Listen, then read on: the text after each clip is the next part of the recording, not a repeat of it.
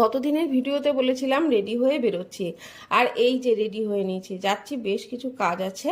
তাহলে সঙ্গে থাকুন আর দেখতে থাকুন। আমাদের বাড়ির এই ড্রাইভার, আর একে আর রাখা যাবে না ভাবছি। দেখুন এখন বেরোবো, এখন বসেছে গাড়ি ঠিক করতে।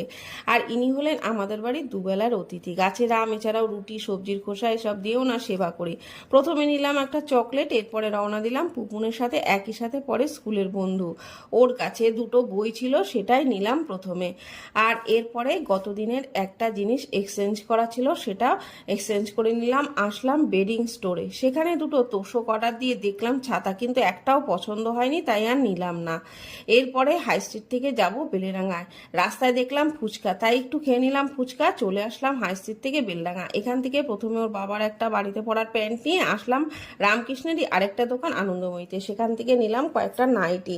গতদিনের নাইটি দুটোই লাইট কালার হয়ে গেছিলো। এরপর চপের দোকান থেকে চপ নিয়ে